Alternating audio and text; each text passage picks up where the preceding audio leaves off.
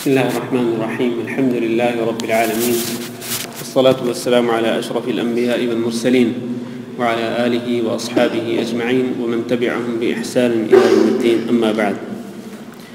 عزیز بھائیو اور دوستو، جو حضرات دور دور بیٹھے ذرا قریب ہو جائیں، سامنے آ جائیں تو بہتر ہوگا. اور میں آپ کے ہاتھ میں کتابیں نہیں دیکھ رہا ہوں، کیونکہ میں نے آپ سے پہلے بھی گزارش کی تھی کہ جو حضرات حدیث کی کلاس کو اٹینڈ کرنا چاہتے ہیں ریگولر، ان کو چاہیے کہ وہ اپنی کتابیں اپنے ساتھ رکھیں، کتابیں اپنے سامنے کھول کے بیٹھیں. تو حالانکہ 30 کتابیں جو ہیں وہ آپ لوگوں کو دی جا چکی ہیں، جبکہ مجھے یہاں پر صرف 2 یا 3 4 لوگ ہیں جن کے پاس کتابیں ہیں. تو باقی جن کو مل چکی ہیں اگر وہ کتابیں نہیں لائے ہیں اپنے ساتھ تو یہ بہرحال درست نہیں ہے. اپنے ساتھ کتابیں لانی چاہیے. حدیث کا درس ہم شروع کرتے ہیں. اب تک ہم نے عمدۃ الاحکام کی 4 احادیث پڑھی ہیں. آج 5ویں حدیث سے پڑھنا ہے انشاءاللہ. عن ابی ہریرہ رضی اللہ عنہ ان رسول اللہ صلی اللہ علیہ وسلم قال لا يبولن احدكم في الماء الدائم الذي لا يجري ثم يغتسل فيه ولمسلم لا يغتسل احدكم في الماء الدائم وهو جنب. حضرت ابو ہریرہ رضی اللہ تعالیٰ عنہ سے روایت ہے کہ رسول اللہ صلی اللہ علیہ وسلم نے ارشاد فرمایا لا یبولن احدکم. لفظی معنی سب سے پہلے حدیث کا، لا یبولن، کوئی بھی بول نہ کرے یعنی پیشاب نہ کرے، احدکم، تو میں سے کوئی بھی شخص، فی الماء الدائم، کھڑے ہوئے پانی میں، الذی لا یجری، جو بہنے والا نہیں ہوتا، ثم یغتسل فیہ، پھر وہ غسل کرے اس میں. ولمسلم، اور صحیح مسلم کی روایت میں ہے کہ لا یغتسل احدکم فی الماء الدائم وہو جنب، کہ نہ غسل کرے تم میں سے کوئی شخص کھڑے ہوئے پانی میں اور وہ جنبی ہو. یعنی جنبی ہونے کی حالت میں، جنابت کی حالت میں تم میں سے کوئی بھی شخص کھڑے ہوئے پانی میں غسل نہ کرے. یہ جو حدیث ہے، اس حدیث میں نبی کریم صلی اللہ علیہ وسلم نے پانی کے متعلق ایک مسئلہ بیان فرمایا ہے. ہم نے کہا تھا کہ یہ احادیث جتنی بھی ہیں عمدۃ الاحکام میں، ان کا تعلق احکام و مسائل سے ہے. تو اس حدیث کا تعلق کس مسئلے سے ہے؟ پانی کے ساتھ، کہ پانی جو ہے اگر یہ کھڑا ہوا ہو، رکا ہوا ہو، بہنے والا نہ ہو، تو اس میں کوئی بھی شخص اپنی حاجت پوری نہ کرے، پیشاب نہ کرے، ثم یغتسل فیہ، اور پھر وہ اس میں غسل بھی کرے. یعنی جب وہ کھڑے ہوئے پانی میں پیشاب کرے گا تو یقیناً وہ کھڑا ہوا پانی ناپاک ہو جائے گا، پلید ہو جائے گا، نجس ہو جائے گا. تو نجس پانی سے، ناپاک اور پلید پانی سے پھر وہ غسل کس طرح کرے گا؟ اس سے ثابت ہوا کہ کھڑے ہوئے پانی میں، جس طرح چھوٹے سے تالاب میں کھڑا ہوا پانی ہو، حوض ہو، تالاب ہو، یا کسی برتن میں پانی پڑا ہوا ہو، تو اس رکے ہوئے کھڑے ہوئے پانی میں جو بہہ نہ رہا ہو، اس میں پیشاب کرنے سے منع فرمایا رسول اکرم صلی اللہ علیہ وسلم نے، اور پھر وہ اس میں غسل بھی کرے. تو ظاہر ہے کہ کھڑے ہوئے پانی میں جب وہ پیشاب کرے گا تو وہ پانی ناپاک ہو چکا ہوگا، وہ نجس ہو چکا ہوگا. تو اس میں وہ غسل اگر کرے گا تو نجس اور ناپاک پانی سے غسل کرے گا. ظاہر ہے کہ پھر وہ پاک نہیں ہو سکے گا. ناپاک پانی انسان کو پاک نہیں کر سکتا ہے، پاک پانی ہی انسان کو پاک کر سکتا ہے. ناپاک اور نجس پانی انسان کو پاک کرنے کی صلاحیت نہیں رکھتا ہے. اس سے ثابت ہوا کہ کھڑا ہوا پانی جو ہے، اگر اس میں کوئی گندی چیز ڈالی جائے، مثلا پیشاب ہے یا کوئی اور نجس اور ناپاک چیز اس کے اندر گرائی جائے تو یقیناً وہ پانی ناپاک ہو جائے گا. پھر اس کو غسل کے لیے یا وضو کے لیے یا پینے کے لیے اس کو استعمال کرنا ہرگز درست نہیں ہوگا. مسلم کی جو دوسری روایت ہے کہ لا یغتسل احدکم فی الماء الدائم وهو جنب، کہ تم میں سے کوئی شخص کھڑے ہوئے پانی میں غسل نہ کرے اس حال میں کہ وہ جنبی ہو، یعنی جنابت کی حالت ہو اور وہ اس تالاب میں داخل ہو جائے، اس حوض میں داخل ہو جائے، یا ایک برتن، کھلا برتن پانی کا بھرا ہوا ہے، جس طرح کوئی ایک بڑا ٹب ہو یا کوئی بڑا تھال ہو، کوئی کھلا برتن ہو پانی کے ساتھ بھرا ہوا ہو، کوئی شخص جاتے ہی اس کے اندر بیٹھ جائے اور وہ جنبی ہو، جنابت کی حالت میں ہو، تو ظاہر ہے کہ جیسے ہی وہ چونکہ جنابت کی حالت میں ہے اس کو ناپاکی لگی ہوئی ہوگی، نجاست لگی ہوئی ہوگی، گندگی لگی ہوگی.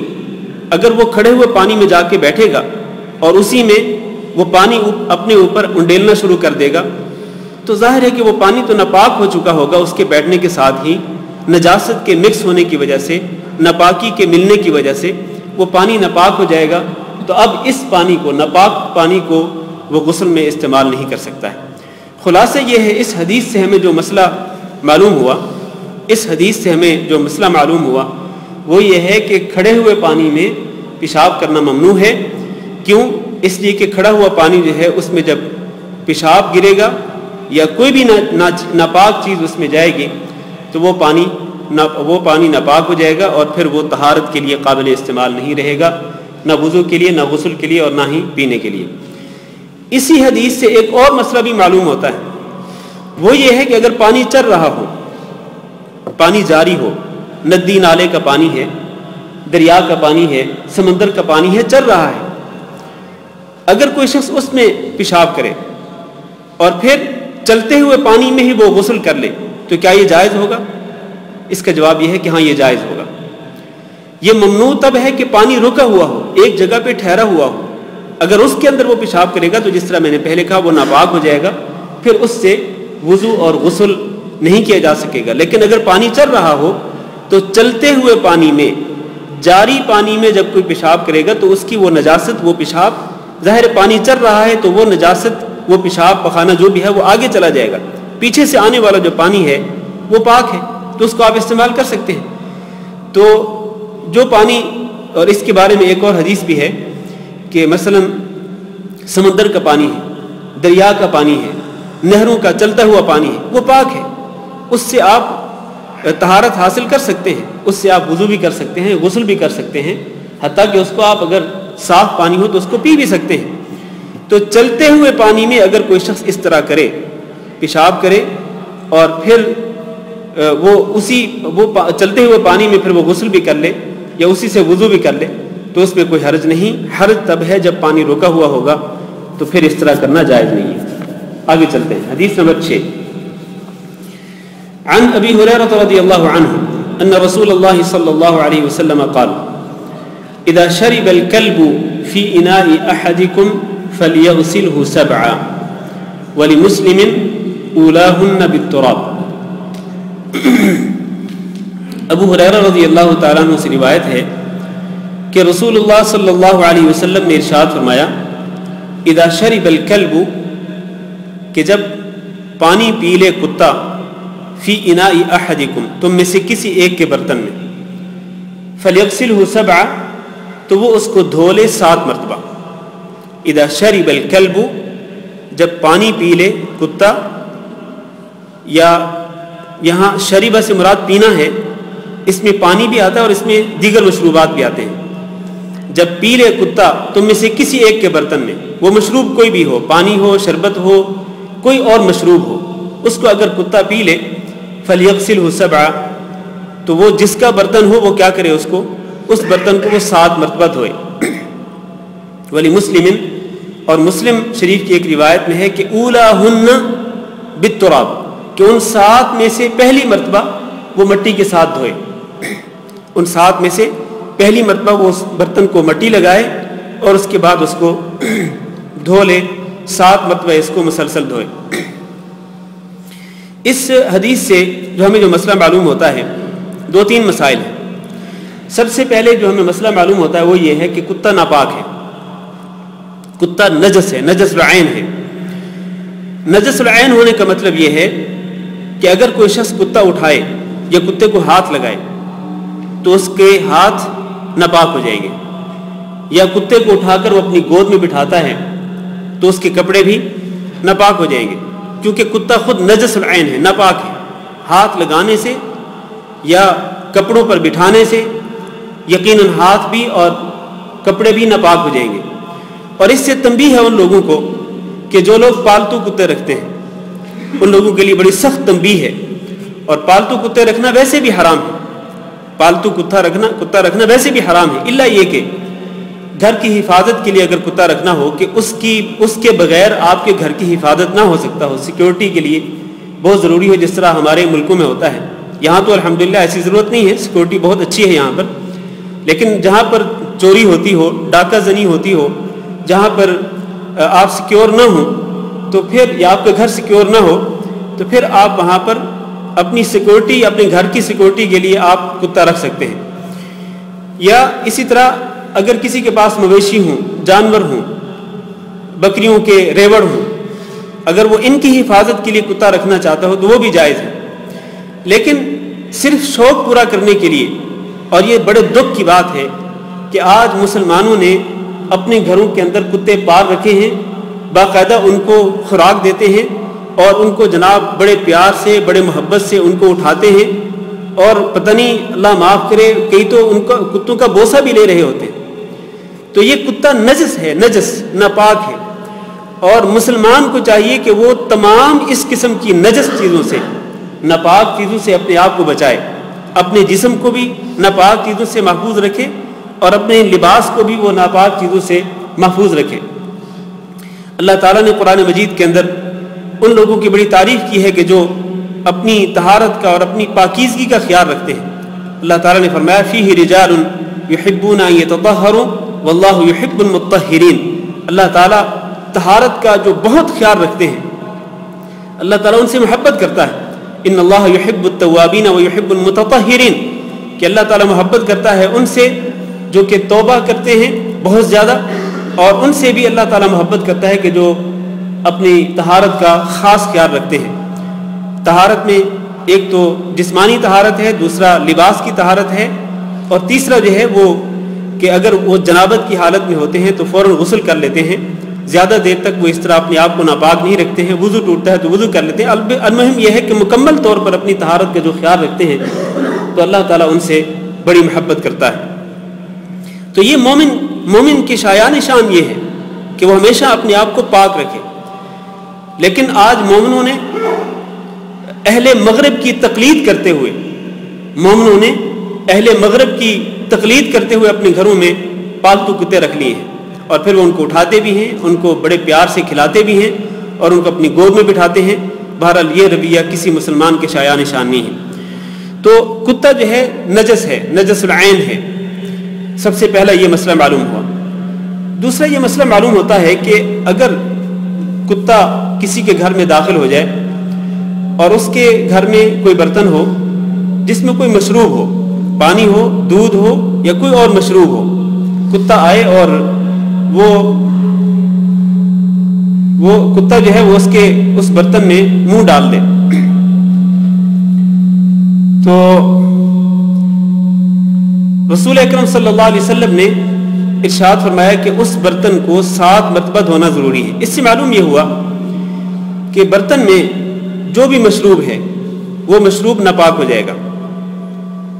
برتن میں جو بھی مشروب ہے وہ مشروب ناپاک ہو جائے گا جب کتا اس سے پیے گا۔ اور آپ کو پتہ ہے کہ کتا جو ہے وہ برتن کو اٹھا کر، ذرا میری بات پہ توجہ دیں، کتا جو ہے برتن کو اٹھا کر اپنے ہونٹوں کے ساتھ نہیں لگاتا، منہ کے ساتھ لگا کر کہ وہ مشروب نہیں پیتا ہے، بلکہ پڑے ہوئے برتن میں جو بھی مشروب ہے وہ اس کو اپنی زبان کے ساتھ چاٹتا ہے، اپنی زبان کے ساتھ چاٹتا ہے، تو اس کا جو لعاب ہے وہ اس مشروب کے اندر داخل ہو جاتا ہے، تو وہ جو مشروب ہے وہ ناپاک ہو گیا۔ اب جیسے ہی مشروب ناپاک ہوا تو جس برتن میں وہ مشروب ہے وہ بھی ناپاک ہو گیا۔ اب اس کو دھونا ضروری ہے، اس مشروب کو انڈیل دیں، وہ جو بھی ہے اس مشروب کو انڈیل کے پھینک دیں اور اس برتن کو پاک کرنے کے لیے اس کو 7 مرتبہ دھوئیں. فَلْيَغْسِلْهُ 7، اس کو 7 مرتبہ دھوئیں. اور 7 مرتبہ بھی اس طرح کہ أُولَاهُنَّ بِالتُّرَابِ، سب سے پہلے اس کو مٹی لگائیں، مٹی کے ساتھ اچھی طرح اس کو ملیں. کیونکہ مٹی میں ایک خاصیت یہ ہے کہ یہ جو زہریلے جو جراثیم ہوتے ہیں، زہریلے اثرات جو ہوتے ہیں، خاص طور پر کتے کے لعاب میں، اس لعاب کو اور زہریلے اثرات اور زہریلے جراثیم کو ختم کرنے کے لیے مٹی ضروری ہے. اگر کوئی شخص یہ کہے کہ آج کل مٹی استعمال کرنا ضروری نہیں ہے، آج کل تو بڑے اچھے سائل اور بڑے اچھے صابن وغیرہ مل جاتے ہیں، تو کیوں نہ ہم وہ چیزیں استعمال کریں. ٹھیک ہے، آپ وہ چیزیں استعمال کر سکتے ہیں، لیکن نبی کریم صلی اللہ علیہ وسلم نے ایک مرتبہ اس برتن کو مٹی کے ساتھ دھونے کا حکم دیا ہے. لہٰذا آپ صلی اللہ علیہ وسلم کے اس حکم پر عمل کرتے ہوئے کم از کم ایک مرتبہ اس برتن کو مٹی ضرور لگانی چاہیے. اور آج جدید طب کے اندر بھی یہ بات ثابت ہو چکی ہے کہ کتے کے لعاب میں جو زہریلے اثرات ہوتے ہیں وہ کسی بھی اچھے سے اچھے صابن کے ساتھ وہ زائل نہیں ہوتے، وہ ختم نہیں ہوتے، وہ مٹی کے ساتھ ہی ختم ہو سکتے ہیں. اور یہ معجزہ ہے نبی کریم صلی اللہ علیہ وسلم کے معجزات میں سے کہ دنیا کتنی ترقی کر جائے، کتنے اچھے سے اچھے صابن آ جائیں، کتنے اچھے سے اچھے شیمپو آ جائیں، لیکن کتے کے جو زہریلے جراثیم ہیں ان کو ختم کرنے کے لیے مٹی ہی لازم ہے. لہٰذا مٹی کو ضرور استعمال کرنا چاہیے. أُولَاهُنَّ بِالتُّرَابِ. تو دوسرا جو مسئلہ ہمیں معلوم ہوتا ہے وہ یہ ہے کہ جس مشروب سے کتا پیے گا وہ مشروب ناپاک ہو جائے گا. تیسرا مسئلہ یہ معلوم ہوا کہ وہ برتن ناپاک ہو جائے گا. چوتھا مسئلہ یہ معلوم ہوتا ہے اس حدیث سے کہ اس برتن کو پاک کرنے کے لیے 7 مرتبہ اس کو دھونا ضروری ہے، جن میں سے ایک مرتبہ مٹی کے ساتھ اس برتن کو دھویا جائے گا، اس کو اچھی طرح سے مل کے صاف کیا جائے گا. اب یہاں پر ایک اور مسئلہ بھی ہے، وہ یہ ہے کہ اگر برتن میں مشروب ہے تو مشروب کو تو آپ نے انڈیل دیا، دودھ ہے یا شربت یا پانی جو بھی ہے اس کو آپ نے انڈیل دیا، لیکن اگر برتن کے اندر کوئی جامد چیز ہے، جمی ہوئی چیز ہے، اس کا کیا کریں گے؟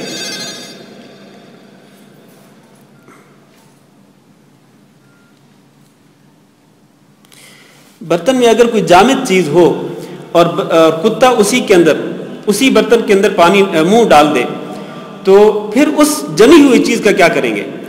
کیا وہ پوری کی پوری جمی ہوئی چیز اس برتن میں جو کچھ بھی ہے اس سب کو گرا دیا جائے اور پھر برتن کو دھو دیا جائے کیونکہ وہ ساری کی ساری چیز جتنی بھی وہ ناپاک ہو گئی؟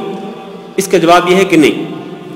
جامد چیز جو ہے صرف اتنی نکال دیں کہ جس میں کتے نے منہ ڈالا ہے یا جس سے اس نے کھانے کی کوشش کی ہے، وہ اور اس کے ارد گرد جو بھی ہے اس کو نکال کے پھینک دیں، اور باقی جو چیز ہے جامد وہ قابل استعمال ہے. تو اگر مشروب ہے، کوئی مائع سائل چیز ہے یعنی بہنے والی چیز ہے، تو وہ تو ساری کی ساری آپ کو پھینکنی پڑے گی، کیونکہ اس کے اندر جیسے ہی کتا منہ ڈالے گا تو اس پورے کے اندر اس کے زہریلے اثرات پھیل جائیں گے کیونکہ وہ مائع ہے، سائل ہے. لیکن اگر وہ چیز جامد ہو تو پھر جتنا حصہ اس کا متاثر ہوا ہے کتے کی وجہ سے، وہ اور اس کے ماحول، اس کے ارد گرد جو کچھ ہے اس کو گرا دیا جائے، اور باقی جو چیز ہے اس سے استفادہ کیا جا سکتا ہے، اس سے فائدہ اٹھانا جائز ہے. نبی کریم صلی اللہ علیہ وسلم کے ایک ارشاد ہے، حدیث کے الفاظ اذا ولغ الكلب في اناء احدكم فليرقه. ایک دوسری حدیث جو یہاں پر نہیں ہے، اذا ولغ الكلب في اناء احدكم فليرقه، کہ جب کتا کسی کے برتن میں منہ ڈال دے تو پھر وہ اس کو انڈیل دے، فليرقه، اس کو بہا دے. اس سے یہ ثابت ہوتا ہے کہ اگر بہانے والی چیز ہو تو اس کو بہایا جائے گا، لیکن اگر جامد چیز ہے تو اس کو تو نہیں بہایا جا سکتا ہے. بہانے والی چیز کو ہی بہایا جا سکتا ہے، سائل اور بہنے والی چیز کو، کسی مشروب کو بہایا جا سکتا ہے. باقی اگر کوئی جامد چیز ہو تو اس کو ساری کی ساری کو ضائع نہیں کیا جائے گا، بلکہ جتنا حصہ اس کا متاثر ہوا ہے اسی کو پھینک دیا جائے گا، اور اس کے ارد گرد اور باقی جو چیز ہے اس سے استفادہ کیا جا سکتا ہے. حدیث نمبر 7 بھی اسی مسئلے کے ساتھ متعلق ہے. فرمایا فی حدیث عبداللہ بن مغفل، عبداللہ بن مغفل رضی اللہ تعالیٰ عنہ کی حدیث میں ہے کہ ان رسول اللہ صلی اللہ علیہ وسلم قال کہ رسول اکرم صلی اللہ علیہ وسلم نے فرمایا اذا ولغ الكلب في الاناء فاغسلوه سبعا وعفروه الثامنة بالتراب، کہ جب کتا برتن میں منہ ڈال دے اور منہ ڈال کر وہ اس چیز کو چاٹنا شروع کر دے جو چیز بھی اس کے اندر موجود ہے، فاغسلوه سبعا، تو فرمایا اس برتن کو 7 مرتبہ دھو، وعفروه الثامنة بالتراب، اور 8ویں مرتبہ اس کو مٹی کے ساتھ مل کے اس کو صاف کرو، 8ویں مرتبہ مٹی کے ساتھ مل کے اس کو صاف کرو۔ عفرو کا معنی ہے ملنا، رگڑنا اور اچھی طرح صاف کرنا، کہ 8ویں مرتبہ مٹی کے ساتھ اس کو رگڑو، یا جس کو مانجنا کہتے ہیں، کہ اس کو اچھی طرح مٹی کے ساتھ مانجو، صاف کرو، مل کے اس کو پھر پانی کے ساتھ دھو دو۔ اب یہاں پر یہ حدیث تو پہلی حدیث کے ساتھ ملتی جلتی ہے، لیکن ایک چیز جو ہے اس میں اختلاف نظر آ رہا ہے، اور وہ یہ ہے کہ پہلی حدیث میں نبی کریم صلی اللہ علیہ وسلم نے اس برتن کو 7 مرتبہ دھونے کا حکم دیا، ان 7 میں سے ایک مٹی کے ساتھ دھونا ہے، جبکہ اس حدیث سے یہ معلوم ہوتا ہے کہ 7 مرتبہ برتن کو دھونا ہے، 8ویں مرتبہ اس کو مٹی کے ساتھ مل کے صاف کرنا ہے۔ تو یہ 8ویں مرتبہ کہاں سے آ گیا؟ جبکہ رسول اکرم صلی اللہ علیہ وسلم نے پہلی حدیث میں 7 ہی مرتبہ فرمایا، اور ان میں یہ فرمایا کہ اولاہن بالتراب، ان میں سے پہلی جو ہے پہلی مرتبہ آپ اس کو مٹی کے ساتھ صاف کریں اور پھر اس کو پانی کے ساتھ دھو دیں۔ تو 8ویں مرتبہ کیا ہے؟ اصل میں جب برتن کو مٹی لگائیں گے 7 مرتبہ تو اس کو پانی کے ساتھ دھونا ہے، 7 مرتبہ پانی کے ساتھ دھونا ہے، جب اس کو مٹی لگائیں گے تو یہ 8ویں مرتبہ شمار کی گئی، مٹی لگانا ہی یہ 8ویں مرتبہ شمار کیا گیا، ورنہ اصلاً برتن کو، وہ برتن جس میں کتا منہ ڈال دے اور اس میں پڑی ہوئی چیز کو چاٹ لے، پی لے، تو اس کو 7 مرتبہ ہی دھونا ہے، پانی کے ساتھ 7 مرتبہ ہی دھونا ہے۔ یہاں جو 8ویں مرتبہ مٹی کے ساتھ ملنے کا حکم ہے، یہ اس اعتبار سے ہے کہ 8ویں جب مٹی لگائیں گے تو وہ 8ویں مرتبہ شمار ہوگی، ورنہ پانی کے ساتھ وہ 7 مرتبہ ہی اس کو دھویا جائے گا۔ اور وہ اس کا طریقہ یہی ہے کہ آپ سب سے پہلی مرتبہ آپ مٹی لگائیں، پھر اس کے بعد ایک بار پانی سے صاف کریں، پھر دوسری بار، پھر تیسری بار، پھر چوتھی بار، پھر 5ویں، پھر 6ٹھی، پھر 7ویں مرتبہ، یا مثلا آپ 2-3 مرتبہ پہلے پانی کے ساتھ اس کو صاف کر لیں، اس کے بعد درمیان میں مٹی لگا کے اس کو اچھی طرح سے دھو لیں۔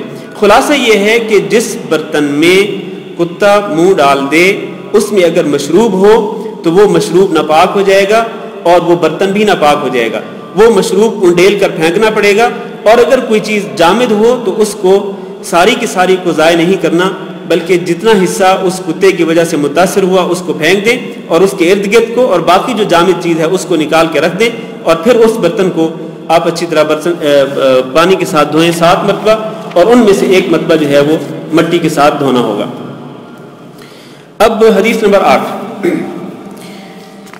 مجھے یہ کہا گیا ہے یہاں کے امام صاحب کی طرف سے کہ عشاء کی اذان سے 10 منٹ پہلے درس بند کرنا ہے، عشاء کی اذان سے 10 منٹ پہلے، کیونکہ بعض لوگ جو ہیں وہ آ جاتے ہیں یہاں پر نماز پڑھنے کے لیے، اور وہ آتے ہی چونکہ نماز پڑھتے ہیں، تحیۃ المسجد کی 2 رکھتے ہیں اور پھر بیٹھ کے دعا کرتے ہیں یا قرآن مجید کی تلاوت کرتے ہیں، تو ان کو تشویش سے بچانے کے لیے کہ ہماری یہ گفتگو ان کے لیے باعث تشویش نہ ہو، اس سے بچنے کے لیے یہ کہا گیا ہے کہ 10 منٹ پہلے درس ختم کر دیں۔ تو ابھی ہمارے پاس 10 منٹ ہیں، انشاءاللہ کوشش کرتے ہیں کہ یہ حدیث اور اس سے اگلی حدیث بھی پڑھ لیں جو کہ وضو کے متعلق ہے۔ حدیث نمبر 8، عن حمران مولى عثمان بن عفان انه راى عثمان رضی اللہ تعالی عنہ دعا بوضوء۔ حمران عثمان بن عفان کے غلام سے روایت ہے، حمران جو ہے یہ ایک نام ہے عثمان بن عفان رضی اللہ تعالیٰ عنہ کے غلام کا۔ وہ یہ بیان کرتے ہیں انہ رأى عثمان رضی اللہ عنہ، کہ انہوں نے عثمان رضی اللہ تعالیٰ عنہ کو دیکھا، یعنی غلام یہ بیان کر رہا ہے کہ انہوں نے اپنے آقا حضرت عثمان رضی اللہ تعالیٰ عنہ کو دیکھا۔ کیا دیکھا؟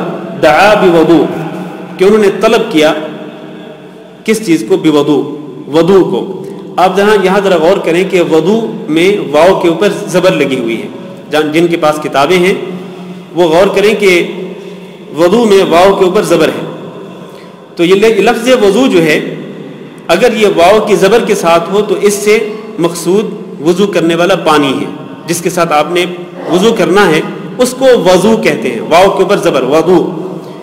اور اگر واو کے اوپر پیش ہو وضو، واو کے اوپر پیش ہو تو اس سے مراد کیا ہے؟ وضو کرنا، یعنی آپ وضو کے اعضاء کو دھوئیں، اس کو وضو کہتے ہیں. اور اگر واو کے نیچے زیر ہو وضو تو اس سے مراد وہ برتن ہے جس کے اندر وضو والا پانی ہوتا ہے. تو یہ تین لفظ ہیں، وضو، وضو، وضو.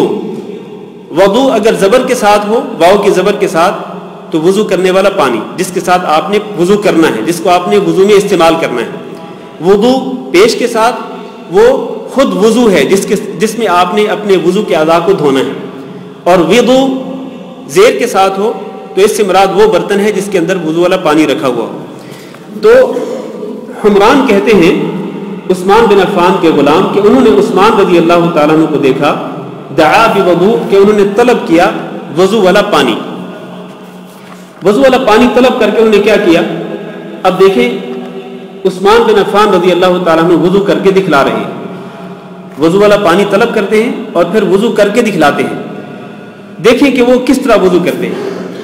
فَأَفْرَغَ عَلَى يَدَيْهِ مِنْ إِنَائِهِ، تو انہوں نے انڈیلا، یعنی پانی انڈیلا اپنے ہاتھوں پر، من انائه، اپنے برتن سے. جو برتن ان کے سامنے رکھا گیا وضو کے پانی کے ساتھ، اس برتن کو انڈیل کر انہوں نے سب سے پہلے اپنے ہاتھوں پر پانی انڈیلا. فغسلهما 3 مرات، چنانچہ انہوں نے 3 مرتبہ اپنے ان ہاتھوں کو دھویا، ہاتھوں کی ہتھیلیوں کو انہوں نے دھویا پانی انڈیل کر. اور آپ کو یاد ہونا چاہیے کہ ہم نے پچھلے درس میں یہ بیان کیا تھا کہ جب آپ رات کی نیند یا کسی بھی وقت آپ سو کر کے اٹھیں تو جاتے ہی اپنے ہاتھوں کو پانی کے اندر مت ڈال دیں، بلکہ سب سے پہلے پانی اپنے ہاتھوں پر انڈیل کر اپنے ہاتھوں کی ہتھیلیوں کو دھو لیں، صاف کر لیں، اس کے بعد آپ پانی کے اندر اپنے ہاتھوں کو ڈال سکتے ہیں. تو اسی طرح عثمان بن عفان رضی اللہ تعالیٰ عنہ نے بھی سب سے پہلے کیا کیا کہ پانی انڈیلا اپنے ہاتھوں پر اپنے برتن میں سے، فغسلهما 3 مرات، پھر ان دونوں ہاتھوں کو 3 مرتبہ دھویا. اس کے بعد کیا کیا؟ ثم ادخل يمينه في الوضوء، پھر انہوں نے داخل کیا اپنے دائیں ہاتھ کو فی الوضوء، وضو والے پانی میں. دونوں ہاتھوں کو صاف کرنے کے بعد اب دائیں ہاتھ کو وضو والے پانی کے اندر داخل کر دیا. پھر کیا کیا؟ ثم تمضمض واستنشق واستنثر، پھر انہوں نے کلی کی، مطلب یہ کہ چلو، وہ جب اپنا دائیں ہاتھ پانی کے اندر ڈالا تو چلو بھر کے انہوں نے کیا کیا؟ کلی کی. واستنشق، اور ناک پہ پانی چڑھایا. واستنثر، اور ناک کو صاف کر دیا، ناک کو جھاڑ دیا. اس کے بعد کہتے ہیں ثم غسل وجهه 3، پھر انہوں نے اپنے چہرے کو دھویا 3 مرتبہ. اب یہاں ذرا غور کیجئے، حضرت عثمان بن عفان رضی اللہ تعالیٰ عنہ وضو کر رہے، ہاتھ دھو لیے، اس کے بعد چلو بھرا، اس ایک ہی چلو کے ساتھ انہوں نے کلی بھی کی، ناک میں پانی چڑھایا اور پھر ناک کو صاف کر دیا.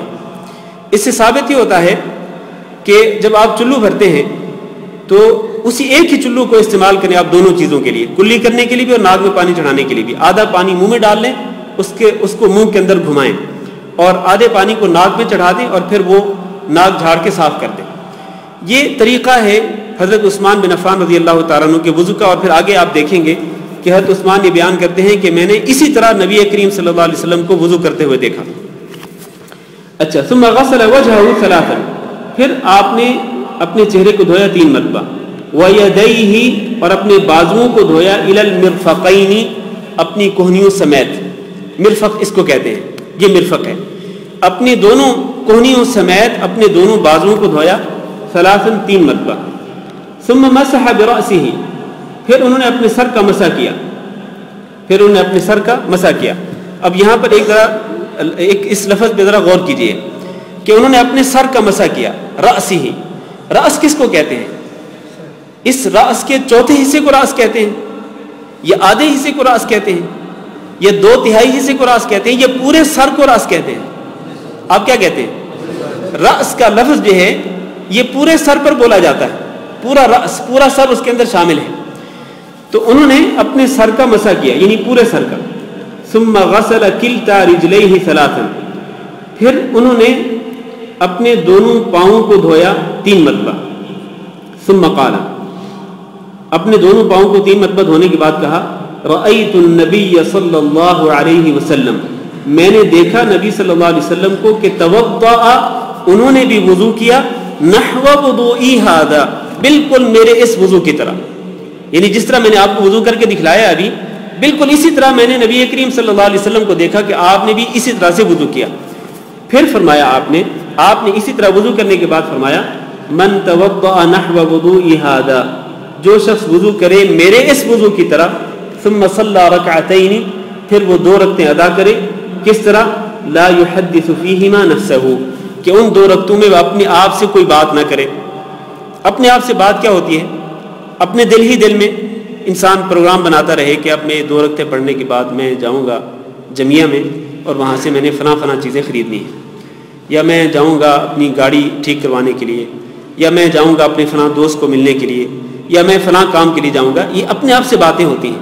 لا يحدث فیہما نفسہ، ان 2 رکعتوں میں وہ اپنے آپ سے کوئی بات نہ کرے، مطلب اپنے دل میں کوئی بھی دنیاوی خیال نہ لائے، بالکل توجہ اللہ رب العزت کی طرف رکھے، مکمل توجہ اللہ کی طرف ہو، خشوع و خضوع کے ساتھ، پوری اللہ کی محبت کے ساتھ، اور مکمل طور پہ عاجزی انکساری اللہ کے سامنے ظاہر کرتے ہوئے جو شخص 2 رکعتیں اس طرح پڑھے گا، غفر اللہ له ما تقدم من ذنبہ، معاف کر دے گا اللہ رب العزت اس کے پچھلے تمام گناہوں کو۔ یہ کس کی فضیلت ہے؟ یہ اس کی فضیلت ہے کہ جو اس طرح وضو کرے جس طرح نبی کریم صلی اللہ علیہ وسلم نے وضو کیا، اور وہ طریقہ حضرت عثمان بن عفان رضی اللہ تعالیٰ عنہ نے اپنے عمل کے ساتھ بتلا دیا۔ اس حدیث میں آپ دیکھیں کہ پورے وضو کا طریقہ موجود ہے۔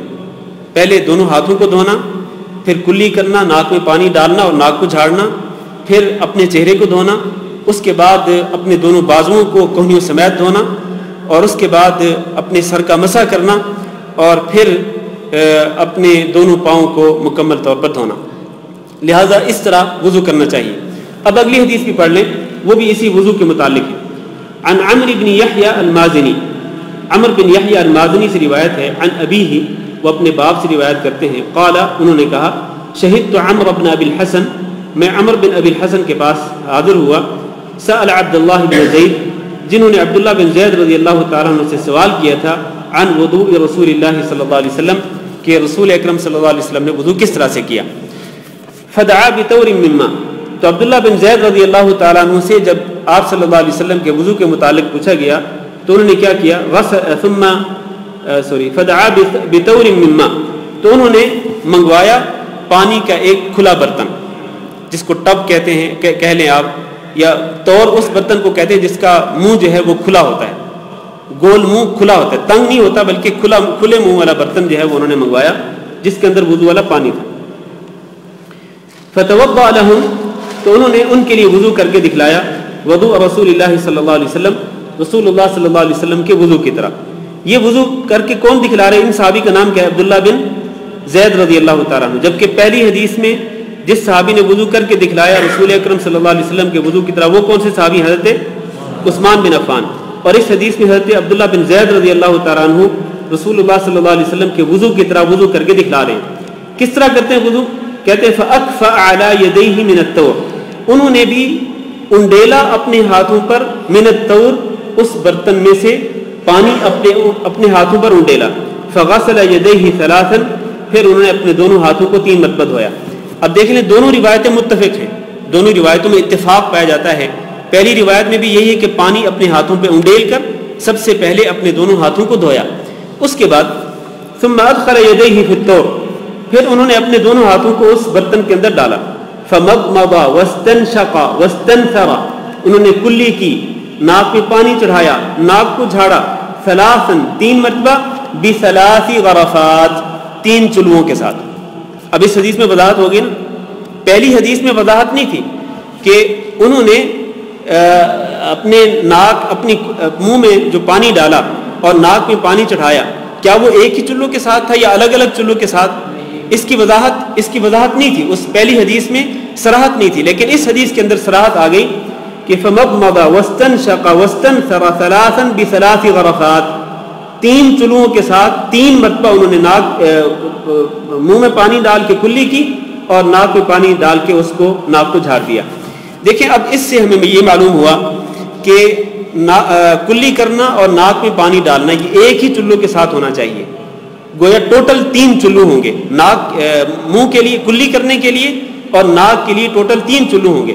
لیکن اگر کلی کرنے کے لیے 3 چلو الگ ہوں اور ناک کے لیے 3 چلو الگ ہوں تو ٹوٹل کتنے ہو جائیں گے؟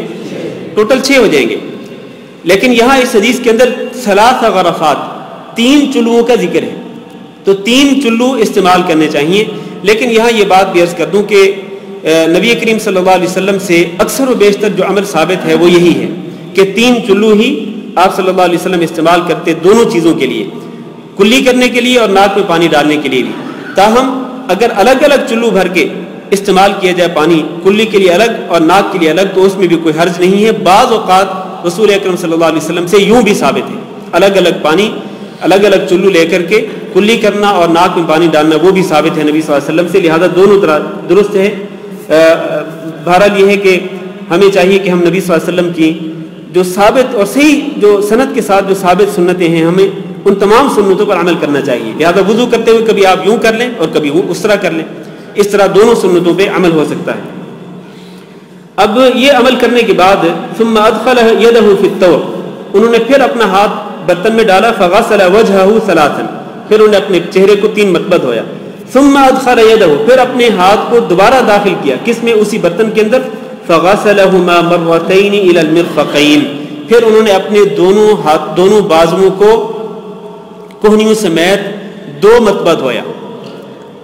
2 مرتبہ دھویا، اپنے دونوں بازوؤں کو کوہنیوں سمیت 2 مرتبہ دھویا. اب آپ دیکھیں کہ اس حدیث کو مکمل کر لیں، اس کے بعد یہ مسئلہ بیان کرتے ہیں. ثم ادخل يديه، پھر انہوں نے اپنے ہاتھوں کو داخل کیا. فمسح بهما رأسه، پھر اپنے دونوں ہاتھوں کو گیلا کرنے کے بعد اپنے سر کا مسح کر لیا. کس طرح؟ فاقبل بهما وادبر، اپنے ہاتھ کو پیچھے لے کر کے گیا دونوں ہاتھوں کو اور پیچھے سے آگے لے کر کے آئے. مرۃ واحدہ، ایک ہی مرتبہ، گویا مسح ایک ہی مرتبہ ہوتا ہے. ثم غسل رجليه، پھر انہوں نے اپنے دونوں پاؤں کو دھو لیا. وفی روایت، اور ایک روایت میں ہے کہ بدأ بمقدم رأسه، اب یہ مسح کرنے کی کیفیت بتائی جا رہی ہے کہ بدأ بمقدم رأسه، کہ انہوں نے اپنے دونوں ہاتھوں کو گیلا کرنے کے بعد مسح کس طرح سے کیا؟ بمقدم رأسه، اپنے سر کے سامنے والے حصے سے مسح شروع کیا. اس سے یہ ثابت ہوا کہ مسح پیچھے سے نہیں شروع ہوتا، شروع کہاں سے ہوگا؟ سامنے والے حصے سے شروع ہوگا.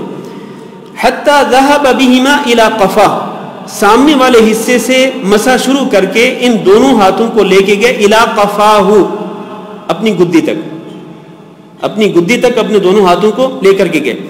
ثم ردهما، پھر ان ہاتھوں کو واپس لے کر کے آئے. حتی رجع الى المكان الذي بدأ منه، یہاں تک کہ اپنے ہاتھوں کو اس مقام پر لے کر کے آئے جہاں سے انہوں نے مسح شروع کیا تھا. اس سے مسح کی کیفیت واضح ہوگی کہ سر کے سامنے والے حصے سے اپنے دونوں ہاتھوں کا مسح شروع کریں، دونوں ہاتھوں کے ساتھ مسح شروع کریں اور ان دونوں ہاتھوں کو پیچھے کی طرف لے کے جائیں گدے تک، یعنی سر کے سارے بال جو ہیں وہ تر ہو جائیں گے. پھر انہی ہاتھوں کو واپس لائیں اپنے سامنے والے حصے کے ساتھ، اس طرح پورے سر کا مسح ہو جائے گا. اب دیکھیں یہاں اس حدیث کے اندر 2-3 مسائل بڑے اہم ہیں. ایک تو جس طرح میں نے پہلے کہا کہ کلی کے لیے اور ناک میں پانی ڈالنے کے لیے 3 چلو استعمال کرنے چاہیے، 6 کی بجائے 3 چلو استعمال کرنے چاہیے. لیکن اگر کوئی 6 استعمال کرنا چاہے تو وہ بھی جائز ہے، جس طرح کی بعض روایات سے ثابت ہے، واللہ اعلم. دوسرا مسئلہ یہ ثابت ہوتا ہے، آپ دیکھیں کہ تمام اعضاء کو انہوں نے 3 مرتبہ دھویا، لیکن اپنے بازوؤں کو کتنی بار دھویا؟ 2 بار دھویا، اور سر کا مسح 1 بار کیا. اس سے ثابت ہوتا ہے کہ وضو کے اعضاء کو دھوتے ہوئے عدد میں، تعداد میں اختلاف ہو سکتا ہے کہ کسی عضو کو آپ 3 مرتبہ دھو لیں، کسی عضو کو آپ 2 مرتبہ دھو لیں اور کسی عضو کو آپ 1 مرتبہ دھو لیں، کیونکہ 1 مرتبہ بھی ثابت ہے. ایک حدیث میں موجود ہے، وہ حدیث صحیح بخاری اور صحیح مسلم میں تو نہیں ہے لیکن حدیث صحیح ہے. وہ اس میں یہ ہے کہ توضأ رسول اللہ صلی اللہ علیہ وسلم 3 مرتين مرتين، کہ آپ نے 3 مرتبہ بھی اپنے اعضاء وضو کو دھویا اور 2 مرتبہ بھی دھویا اور 1 مرتبہ بھی دھویا. لہٰذا وضو کے دوران آپ 3 مرتبہ بھی اپنے اعضاء کو دھو سکتے ہیں، 2 مرتبہ بھی دھو سکتے ہیں، 1 مرتبہ بھی دھو سکتے ہیں. لیکن جب آپ 1 مرتبہ کسی عضو کو دھوئیں گے تو اس کی شرط یہ ہے کہ وہ عضو جو ہے وہ پورے کا پورا دھل جائے.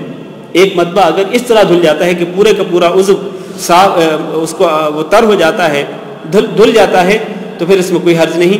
تاہم 3 سے زیادہ مرتبہ دھونا جو ہے وہ درست نہیں ہے، کیونکہ رسول اکرم صلی اللہ علیہ وسلم نے اس شخص کے بارے میں کہ جو 3 سے زیادہ مرتبہ کسی عضو کو دھوئے، اس کے بارے میں فرمایا کہ اس نے برائی کا کام کیا، اس نے ظلم کیا، اس نے حد سے تجاوز کیا، تو اس طرح نہیں کرنا چاہیے۔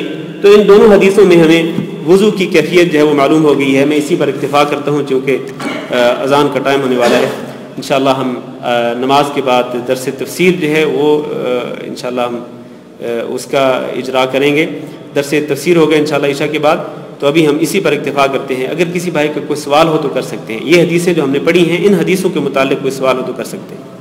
ہاں جی، السلام علیکم۔ یہ جو آج کل تو آپ کو معلوم ہے کہ آسانی ہے، وہ مسئلہ ہوتا ہے، کیا ہوتا ہے؟ دھونے والا جو سنک جسے بولتے ہیں، تو وہاں تو آسانی ہے نا، وہ ہم ڈالتے ہیں سیدھا ہی ہاتھ دھو لیتے اور پھر باقی وضو جیسے ہے، جیسے بتایا گیا ویسے ہی کرتے ہیں۔ تو اس کے بارے میں تھوڑا سا بتا کہ کیا اس میں کیسے کرنا ہے۔ وہ کھولا اور اس کو دھو لیا تو جیسے بتایا گیا ویسے ہی۔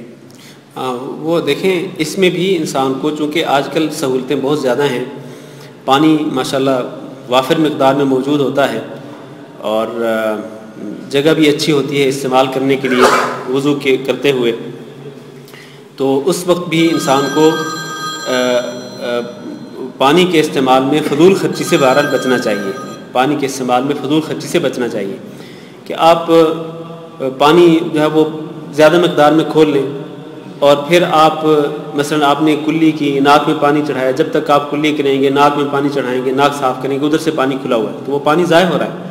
اسی طرح جب آپ چلو بھر کے آپ منہ پہ ڈالیں گے، پانی کھلا ہوا ہے، پانی ضائع ہو رہا ہے۔ اسی طرح جب آپ اپنے بازو پہ ڈالیں گے اور مثلا چلو آپ نے بھرا اور بازو پہ آپ نے ڈالا تو اسی دوران وہ پانی کھلا رہا تو پانی ضائع ہو جائے گا۔ تو ہونا یہ چاہیے کہ جب آپ ایک چلو بھریں تو وہ پانی ادھر سے بند کر دیں، اور اس طرح پانی کے استعمال میں آپ فضول خرچی سے بچ جائیں گے۔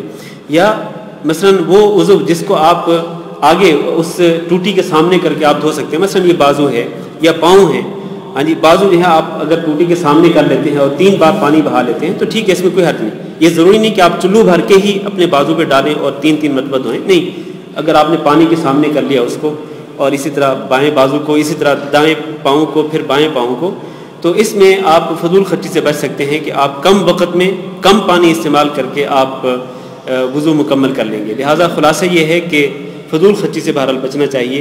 طریقہ جو ہے وہ دونوں طریقے درست ہیں، چاہیں تو چلو بھر کے یا چاہیں تو آپ اپنے عضو کو اپنے سامنے کر کے۔ ہاں جی، کوئی سوال؟